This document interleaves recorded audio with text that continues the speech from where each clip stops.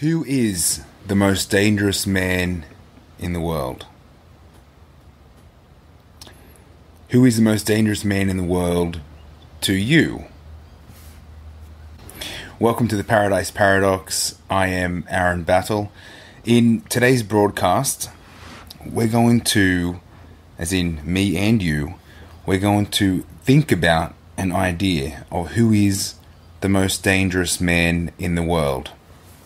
Now, there's a few different ideas here, so I'll go through it so you follow what I'm trying to think about, because I was flying back to Australia last week, and the idea occurred to me that the security processes are looking for stuff, looking for material things that are not allowed through the security checks, and it just seemed so stupid to me. Because we're in a time when if somebody wants to do something, if somebody wanted to break a system, they can.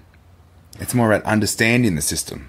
And then you work out a way, or ABC, you work out how it works, what's going on, your own objective, and then you plan a solution. You create a little mission for yourself. So I thought, what is this? What is it all about anyway? I mean, they're not going to catch Jason Bourne, 007s, Austin Powers. These guys don't worry about things like that.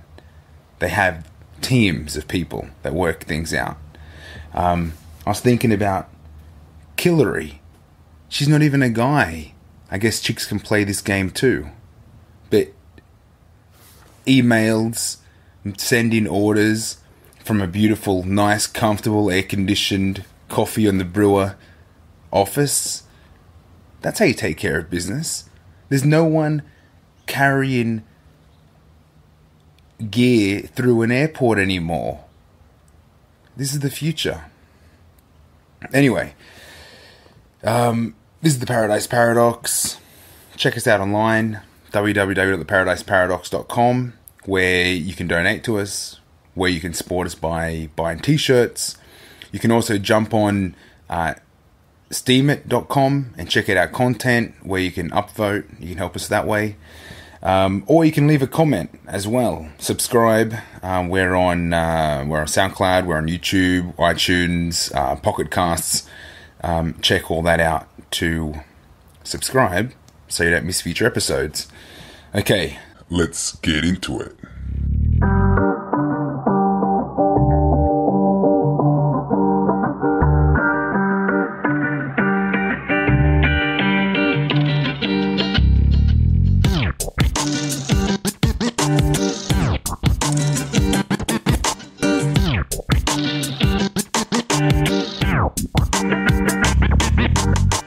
As I'm walking through the security checkpoint, it dawned on me, the most dangerous man in the world can only be one man.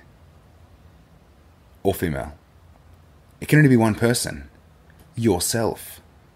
But you must choose to be the most dangerous person. And I don't mean, you're going to inflict pain or devastation or trauma on people.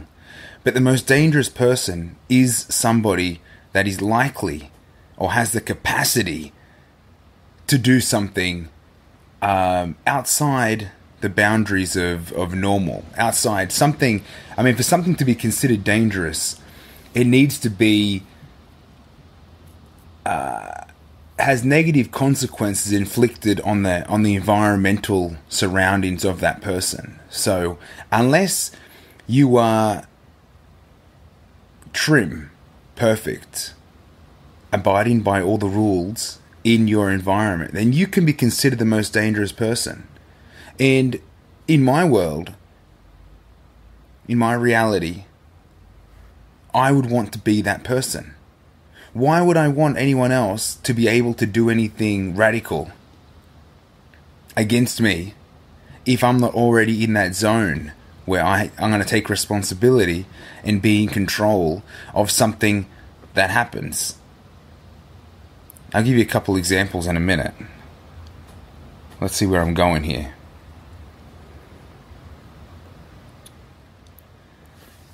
Okay, here we go.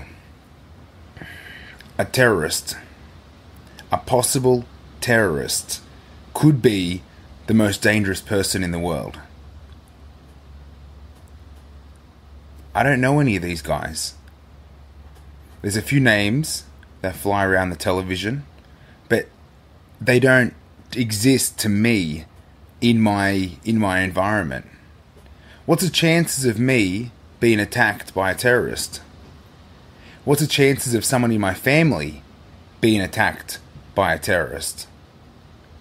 And I don't want to speak out of turn, but I feel like the chances are pretty low. Like this is not a major concern of mine. And even when these things do happen, I tend to try and think about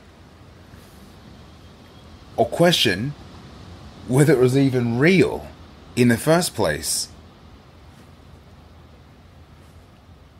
I mean, if that takes you by surprise, start Googling things like false flag events, past and possible future. And you realize that, not everything on the news is as it seems.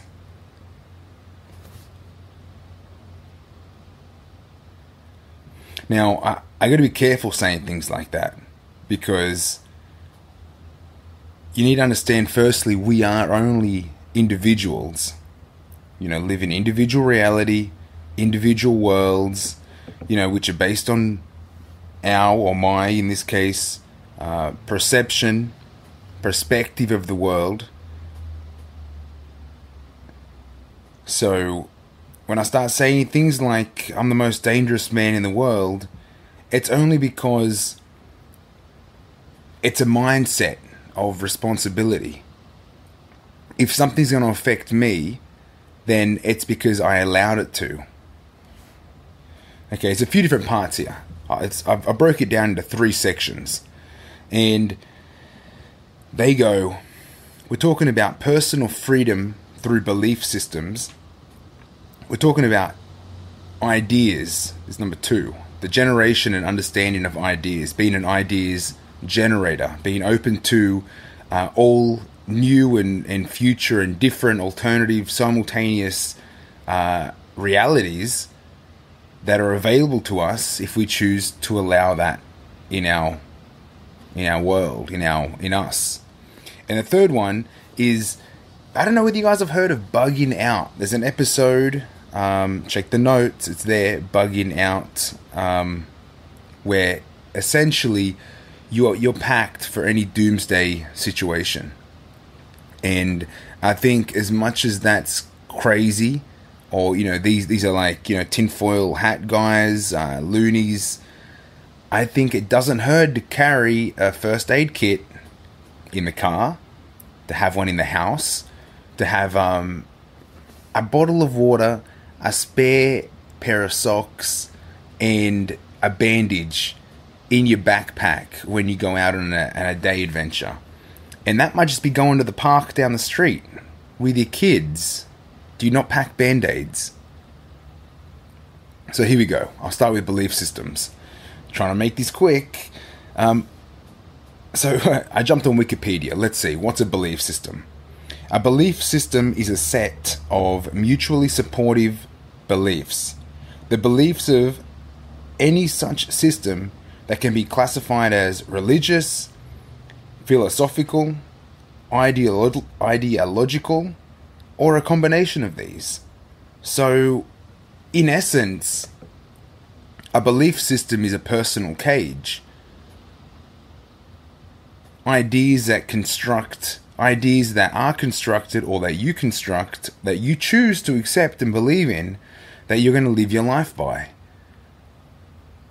Monday to Friday, I go to work. Do I need to? Do I believe I need to? But I do. Because I need to go to work, I need to make money, I need to pay rent, I need to live. That's all well and good. But you don't need to believe in it. You just do it because that's what you know right now. And if you're not comfortable with that, let's start exploring other ways of doing this. Tax Okay, you go to work, you make money, and you need to pay tax. You need to pay tax. Do you? You're led to believe this. But if I don't pay tax, they're going to come and do what? That's a little complicated, okay? I'm just trying to let you think about that. What happens when you don't pay tax? What happens if you work for cash and then nobody knows about it? Do you still pay tax? Well, you do when you go to the shop and you're buying things. You do when you go buy fuel as tax there. You do when you're organising flights. Tax is already included. We cannot get away from paying tax. So being a smart businessman, and everyone's in business because we all transact on an economic basis, we need to minimize wastage. Or we need to minimize the support to systems that we are trying and attempting not to believe in anymore. Depends on how you want to play it. Kids need to go to school for 13 years. Now, a quick Google search and you're going to realize that there are very many alternatives to school. Okay, it's going to require homework from the parents, which, I hope you're not too lazy because, this is your future and the future of your family, your kids, and the future they're going to be growing into. A little homework can go a long way now when you're talking about uncoding and non-programming your children to being some kind of robot employee of the future. Like, this is not complicated. This is basic stuff. You know what I mean? You want your dog to be aggressive? Yeah, belt the shit out of it. Hit the dog and the dog will bite you. It's like there's consequences for everything. Let's see, what else do I have here? Ideas. This is part 2. These are all just ideas. I'm just spitting them out at you because I've been exploring this in the last couple of years, and I felt like I got enough here that I can throw it together in 5 minutes and throw a capsule at you and hopefully have external people within my reality thinking about things, alternative things to their reality. So outside their normal friend conversations, outside their Friday night football, outside the water cooler drinks at work. How do you break out of all that? You need ideas. You need to start reconsidering something, or maybe even the same thing, but just a different perspective, a different point of view. Not being crazy or reckless, but just saying something like, you know what? I like to drink a coffee in the morning. Yeah, you know what? I like coffee. But maybe just to break your routine, you drink a glass of water every morning for a week, every night before you go to bed for a week, just to see what happens.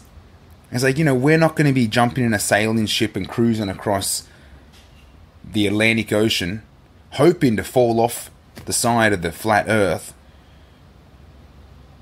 because that's not real anymore.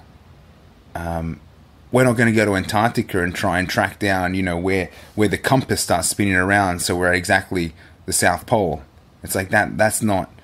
I guess some people might, but I would love to do it, but I can't do that right now. I'm too busy trying to break out of my coffee addiction.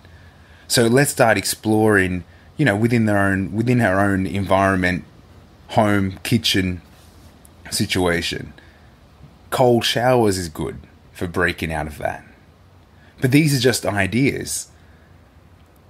You have a thought, then you have the intention, and then you do it expecting to record a result and say, was that valuable to me? If you have the right intention, everything will be valuable because it's a new experience and you're just living your life. So, how many unique ideas do you come up with?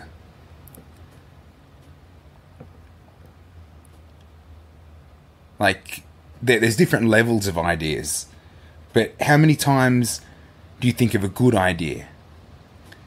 A good idea that you might sit down and go, wow, that was a pretty cool idea. I might even pat myself on the back. Or a great idea. A great idea enough to do a star jump in the middle of the office. You probably wouldn't do it, because that's crazy.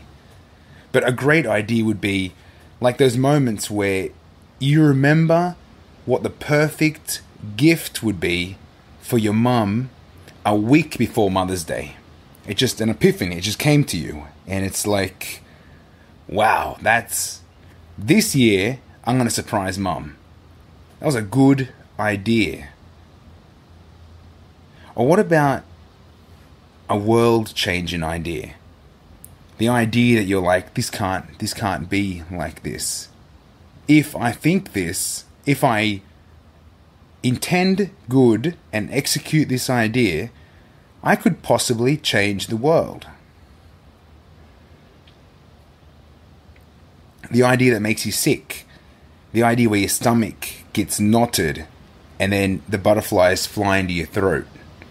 And you go, I don't know if I'm big enough to follow through with this. You know, like when kids get really excited when they find mum and dad's hiding spot for the Christmas gifts. Whatever it is. And that could just be, you know what? I'm going to drink a glass of water every morning. And you're excited about it because for the first time in your life, you have the guts to follow through and actually do it. And then a week later, you find out you're going to feel amazing. Because you already said to yourself, I'm going to do this. And even if the water didn't change your health, the fact that you followed through with something you said you're going to do feels pretty good. It might just be what you need to get the ball rolling.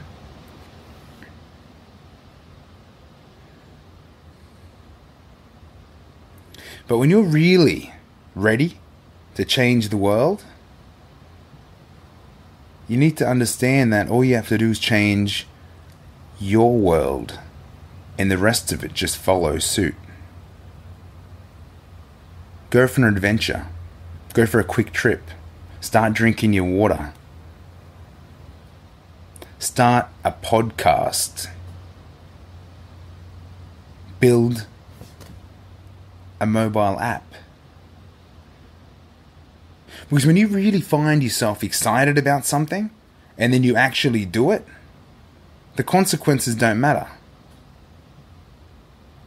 Whoops, I never went to work today. And I didn't even call in sick. And then you turn up on Tuesday like nothing even happened. The only person that makes it uncomfortable is you. Okay. Sure. Your line manager, your boss, business owner, whatever. The person you have to talk to, the person that whips you. They call you into the office and they say, Aaron, what happened? And you're like, what do you mean? When? Everything seems fine to me. With a big grin on your face. That's cheeky. But that's being in control. I'm not saying you should act like that. Reckless, dangerously. I'm not saying you should throw away your responsibilities. But time to time things happen. And you get so excited that you don't care about belief systems that maybe the version of yourself yesterday followed through with. And now it's just about finishing whatever you're feeling.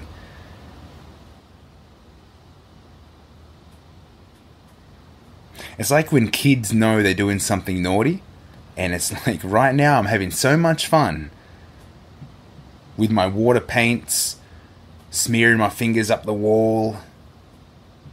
I know this is bad. I know my mom's going to be upset, but this is cool. I'm having fun. And you do it anyway. I'm not saying break the law. I'm just saying bend your own personal rules. This is like what Arnold Schwarzenegger says. Classic. Don't break the law, just bend the rules. But these are your rules. These are your belief systems. This is your cage that you put around you to do what you think you need to do. And unfortunately, the rest of the world is geared from preschool, primary school, high school. We go to university. We're told to study, to specialize, so we can get a job, so that we can live out the human, Ford dream experience, the middle class. But unfortunately, we're in a world now where the middle class is getting dwindled away. The rich are getting richer, and the poor are exploding, not in wealth, but in sheer numbers. And it's time to say, you know what? I want to be the most dangerous man in the world, so that I can take responsibility of myself, of my future, of my own interests and desires. Otherwise, I'm going to explode, and I'd rather be in control of that. It's crazy times. And there's more pressure on us now to break out of the system and do our own thing than there's ever been, ever. Now, I know right now I'm in Australia, and this is a beautiful country. I grew up here. I honestly love this country as much as I forgot I did. Flying back in last week, it is great. Everything works. Things are nice. People don't have a survival stress on them. Okay, but my travels and last decade of travels mainly started for interest's sake. Still for interest's sake, but it's funny how interests change. I'm not interested as much as a cocktail and a dance on the beach. I'm more interested in understanding different cultures, to understand how these kind of individual self-expression pressures are pushing through the systems that are created.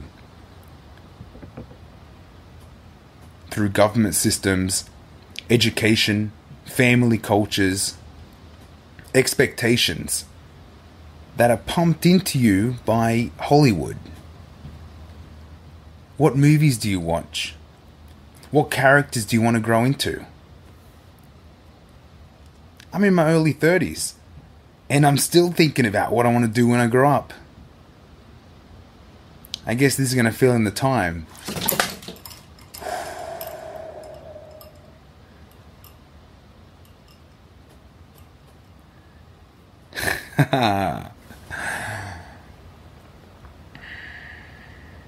I guess my dream catcher got full.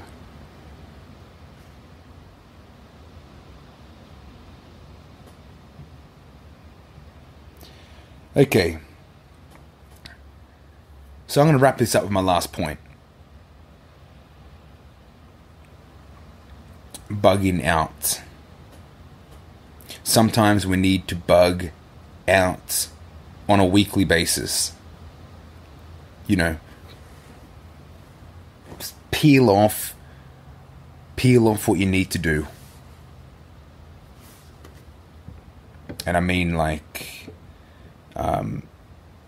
clear the table of your mind. Everything off. I don't need to know about everything. I don't need to know about anything. I don't want to know about anything today. I'm not putting the news on. I'm not going to read the newspaper. I've logged out of Facebook. And this is my... Sounds a bit silly. My weekend to connect with myself. To go for a walk around the block. To do something that I don't normally do. And to enjoy something so natural. Something so available. Something there all the time. Like a walk through the park. Or I might go down and sit by the river. Or I might even just go to the library and pick up a random book and read 5 pages. Just because I can. Like this idea of breaking the routine. But the other side of bugging out is complete preparation. Like, I don't think people that bug out are that crazy.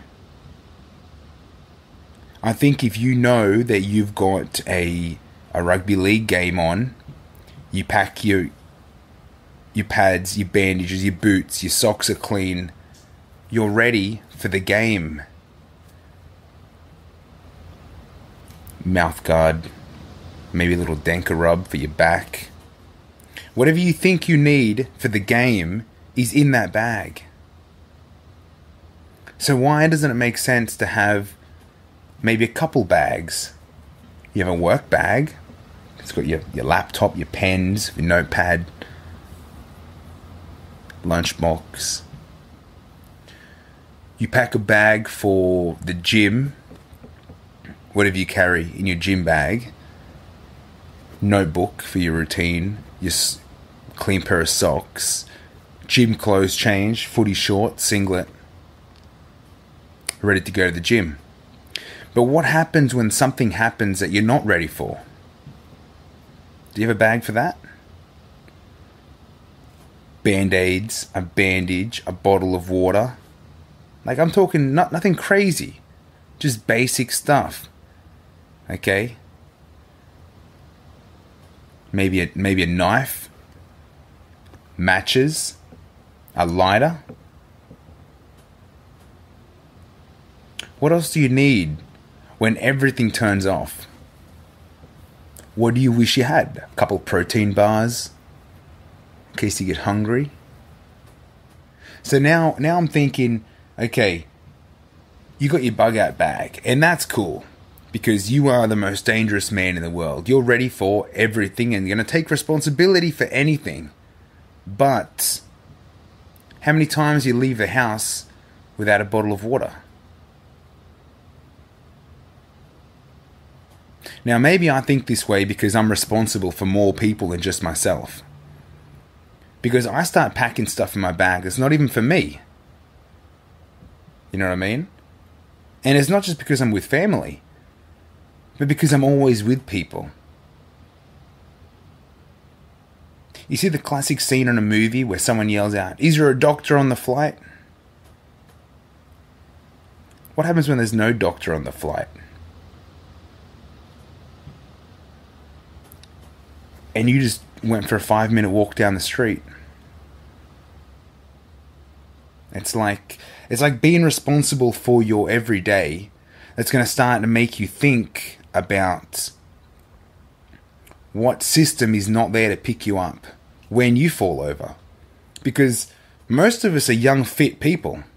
Okay? We're not thinking about, all of a sudden when we can't run 5 kilometers, or when we don't have phone reception, or when we're under attack by something. And that could just be mosquitoes. So when I ask you who is the most dangerous man in the world, it's the dude that didn't pack. It's a guy that didn't think.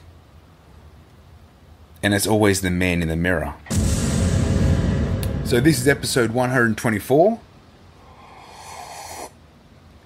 Thanks for tuning in. Just a couple ideas that I wanted to share. I hope it jolted something. Hope it meant something. These are just the things that I think about, and I see situations, and I think, you know what? It's always good to have someone else say these things. I might even watch this back and go, "Wow, probably could have done that a lot better," but it doesn't matter because I did it. So this is about taking an idea, whichever idea, and creating action with that idea. Ideas into action. Sometimes you get stuck with how do I do that? Well, the first thing's to do it. The second thing's to do it. And even if you didn't like how you did it, you can always do it again. So complete belief in, I like to think in the idea, but it's not that. It's just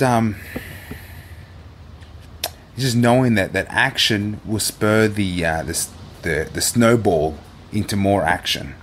So even if you didn't really know how you're going to do what you wanted to do, the fact that you attempted to do it, you're going to learn a better way for next time how you're going to do it. Okay? And the only person that's going to be judging you really is yourself if you didn't do it. Whatever that could be.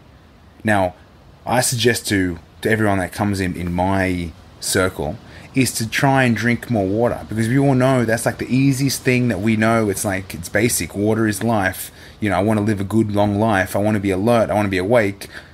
How much water did I drink today? Probably not enough. And I know that from my own experience.